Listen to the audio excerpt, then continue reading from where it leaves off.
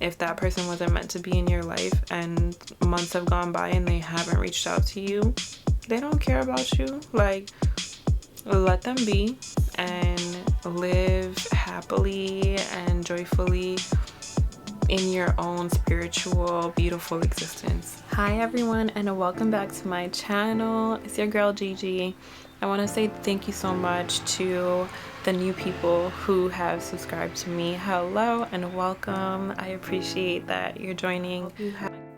Please don't mind my ashy knuckles. Have your tea or something warm to drink, because we're gonna be talking about why you're not letting go of that person that you should be letting go of, that shouldn't be in your phone safe still, because you know you need to delete the message thread. So let's get into it. I know that it took me a very long time to learn how to let go. Learning how to let go is truly an art, and I just want to help you all figure all that out, because once you figure out how to let go, you're gonna know what to do and you'll be prepared for it all. So number one is deleting or deactivating your social media for 3 months. It might sound drastic, but when you do this, you're able to get back to yourself. You've been with this person for, who knows, like 5 months to 3 or 5 years. It's time for you to rediscover yourself. Delete the social media, cut contact on, all of the social media accounts. You want to really start focusing in on yourself and not really care about what's going on with that person. You really want to be focusing on what's going on with yourself. And by deactivating those accounts, you have no access to that person, and that person has no access to you, at least through social media, which is one of the biggest ways we contact each other and keep up with each other nowadays. So by deleting that, you're literally cutting one of the cords that are connecting you to that person.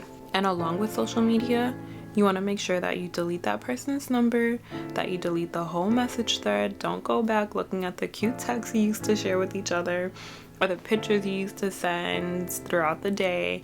You don't want to have access to that, because by having access to that and being able to look at it, you're going to fall back into that pattern of wanting that person, wanting to create more memories, and you don't want that. If this person truly hurt you or it wasn't meant to be at the moment, why bring it back, So you really do want to make sure that you delete the social media, delete the number, and the message thread. Numero dos, you want to make sure that you delete the pictures.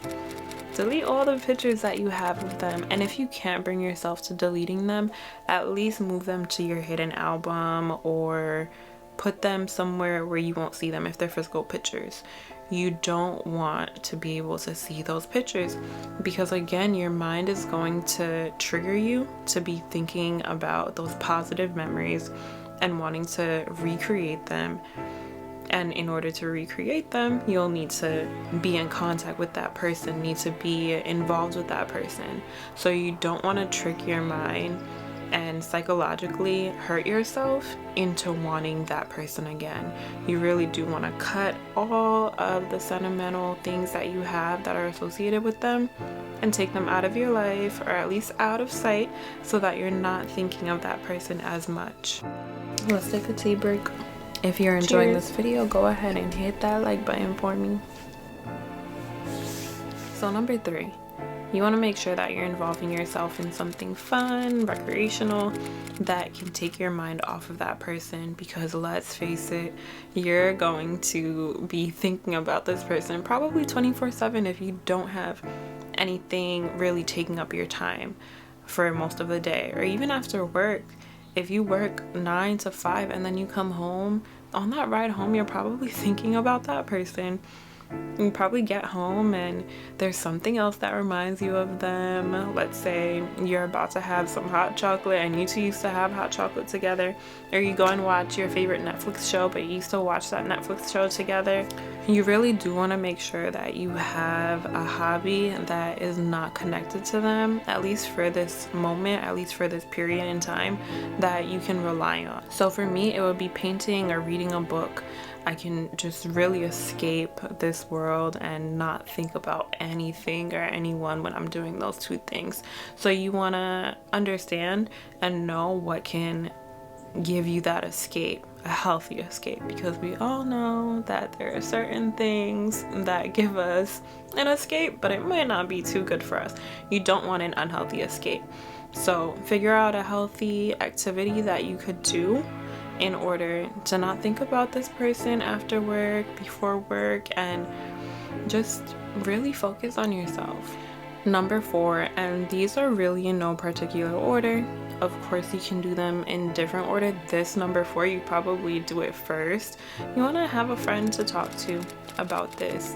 Someone that you really trust, someone that can help you process your emotions. And if you start to really get in a depressed mood, you do want to make sure that you seek out professional help and speak to a therapist or a psychologist, because we don't want to put all of this onto someone we love if it's really that bad.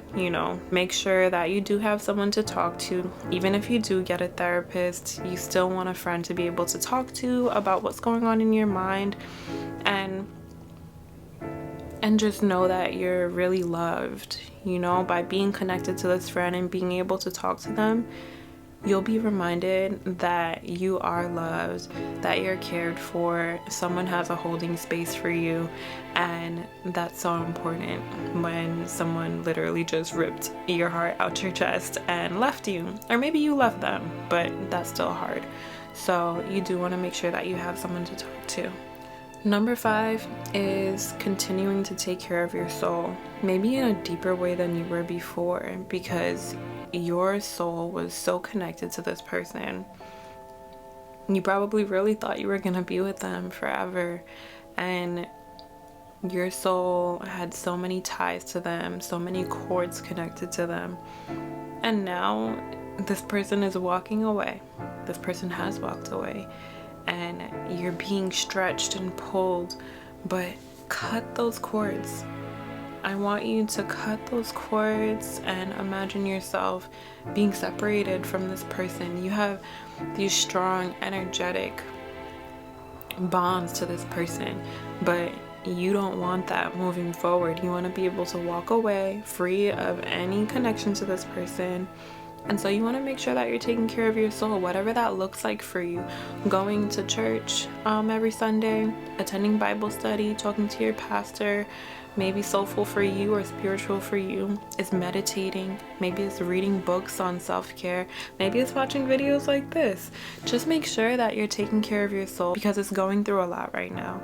So just have grace and compassion for yourself. This, for me, if I had to number these by what's most important, it's probably the most important. You cannot, literally cannot message this person some angry, sad, or resentful message. Don't send it. I've done that. Don't send it. I never feel bad about it, and I'm a Gemini. I say what I want when I want, but yeah, you don't want to do that. I've learned now, but it does make you look like just a crazy person. You don't want to look crazy. Like, don't send that message. Do not send the 2-paragraph page long message. Just let it be. Let go gracefully. I know this one may be hard, but just let that person go. Let him go. I wish I knew what I know now. He probably won't respond to the message if you do decide to send him one. If he wants to talk to you, or if she wants to talk to you, whoever, they will reach out to you. I'm telling you for sure. And if that person doesn't reach out to you because of pride or whatever, that's on them, and they were never supposed to be with you. But if it's meant to be, they'll come back. They will come back, and they'll make a big comeback, a respectful comeback. They'll reach out to you. So don't do it, especially if they broke up with you. Don't send that text. Don't call. Don't leave a crazy voicemail. Don't do it. And the last step I'll say is you want to make sure that you're emotionally processing this. Yes, I mentioned the friend and the therapist, I guess that's a little more mental, and a lot of emotional as well. But really focusing in on emotions, you want to make sure that you're emotionally processing, and in doing that, you want to cry. Like, if you want to cry, let it out. If you want to cry for a whole day, do it. If you want to take off of work just to really get in tune with your feelings, you should do it. It's worth a lot more than the 30 or 40, $20 an hour that you're gonna be making at work to focus in on how you're feeling and take a day off. But what I will say is take 3 or 4 days to really process emotionally and let all of it out. Maybe lay in your bed 3-4 days. It's okay. Don't let anyone tell you that it's not, because breakups they hit deep. They hit so deep, especially if you really thought that person was the one for you and you created a whole future, you were hoping for that. Let yourself process it. Cry. But all I'll say is 3 or 4 days, and then get back into your normal routine. It might be hard getting there, but at least start with 1 or 2 things after those 3 or 4 days. But in those 3 or 4 days, really get in tune with your emotions. Write, express yourself through music or whatever you like to do, and just get in tune with yourself. Check in with where you're at and release. That's the biggest thing. Release your emotions in healthy ways, of course. I'm always big on the healthy. Just make sure that you're doing it in a healthy way. And if that means laying in bed crying all day, you're not hurting anyone, you're not hurting yourself. You're literally in those tears releasing energy that is pent up inside of you. So release it, and again, be kind to yourself, have grace on yourself. And the last thing I'll tell you is that when you do all of this and you forget about that person, they're gonna come running back to you. They're gonna try to get back in contact with you. If you literally do all of this, like, they're gonna be mad that you're not mad. They're gonna be mad that you're not sad, or at least showing it. And so not reaching out to that person and just focusing on yourself for those 3 months without social media, they're not on it with you, like, they can't keep up with you, they're gonna wonder what you're doing. And don't do this just to get that person back. That shouldn't be your goal. Do this in order to get back in tune with yourself. Do this to rediscover yourself. And if they try to return and you know this person was not good for you, like, you know, they were the devil in your life, they were literally just no good, you need to remember what actually broke you guys up. Remember that thing, and remember how great you feel 3 months later. That person is only going to bring negativity back into your life if you broke up for a real deep, like, you know, terrible reason. Remember that thing. And don't think about the positive times. Think about all of the negative, because if that person wasn't meant to be in your life and months have gone by and they haven't reached out to you, they don't care about you. Like, let them be and live happily and joyfully in your own spiritual, beautiful existence. Let that person be sad about you not responding, and put yourself first. If any of this hits you in the right way, go ahead and hit the like button, subscribe, and I'll catch you in another video.